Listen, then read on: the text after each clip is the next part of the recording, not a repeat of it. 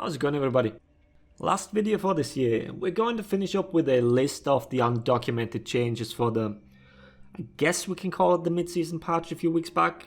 Overall, not that many changes and also not too impactful overall, but quite a few fixes. And that's what we're starting with. When I showed you that they had removed the Ragnarok voice line a few patches ago, the outcry was a little bigger than I anticipated, so good news, that one is back.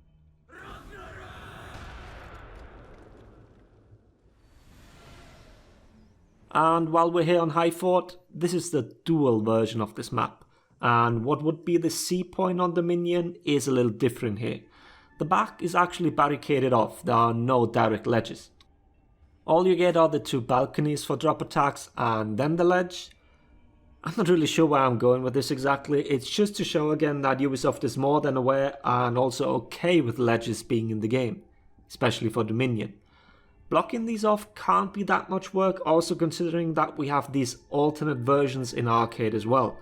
But take that as you will, patch notes only specifically mention map changes for Dominion, none for the other game modes. Moving on, Gladiator zone attack. There used to be an issue that the orange glow of the move would not show up when performing the move while out of lock. That has been fixed. The indicator for an unblockable move now always shows correctly.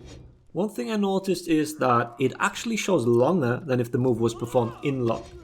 The attack with the trident has no glow when locked on, but does when out of lock. Next up, a few Highlander things. The issue with the character randomly leaving offensive stance when performing rapid guard switches while throwing lights has been fixed. So you should be able to consistently stay in it now. This might lead to indicator flickering now. If you're a Highlander main, feel free to let me know your findings.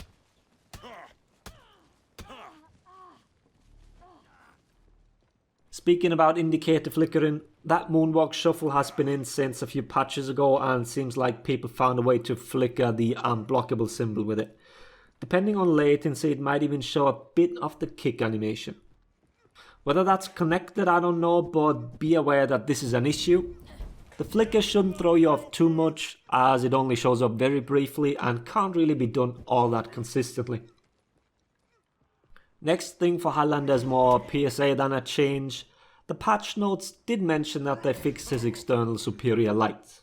And that's what happened. They do work now for both the external indicator as well as the actual attack direction.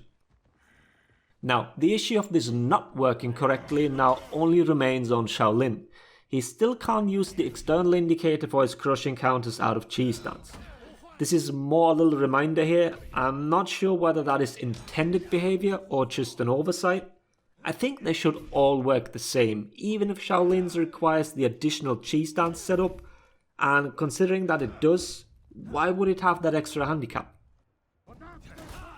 Now a new bug, Haymaker goes through bulwark counter. When exactly this started happening I'm unsure about.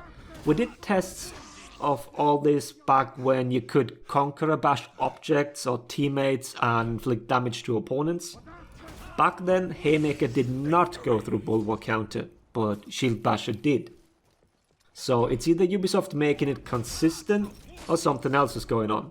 Consistency is good, but it still seems weird that it goes through a move that's supposed to have 100% damage reduction. Now for a lot of animation changes, a couple of characters received new drop attacks. The ones I'm sure about are PK, Shinobi and Highlander. Shinobi lost his little flip that he did and Highlander lifts his sword way higher. PK's looks very generic now, it reminds me of Warlords actually. If you are aware of other characters' plunge attacks, let me know. Other than that, PK and Shaman also received new revive animations. They now have a slightly fancier way of getting up, especially Shaman with her kick up. To be totally honest, I never really pay attention to these anyway, so same thing goes here. If you know of other characters' revive animation being different now, feel free to share it. What's also new animation wise is the overhand throwing animation for Fire Flask. I do play a lot of Vikings and until recently I can only remember the underhand throw, but seems like recently the overhand animation was added. When we tested with multiple people in a lobby, we found out that which animation plays is client side. Not everyone sees the same one. It's also not dependent on distance or whether you're in lock or not. It seems to be random. That goes for all characters that have the feet. Last one is a little bug on a Raider emote. The hand goes all stumpy. Whatever they changed that had an effect on this emote, feel free to guess. I'm open for the wildest assumptions.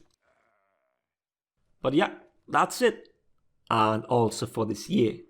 A huge thanks to everybody that made it another enjoyable chapter in this game's history, and obviously also thank you to all of you.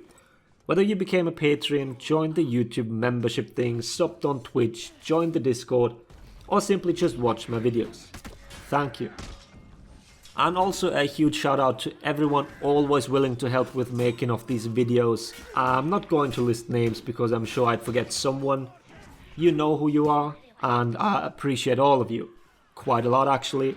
Thank you for making this all possible. I hope everyone has a good start into the new year. Go celebrate, and see you all in 2020. Laters everybody.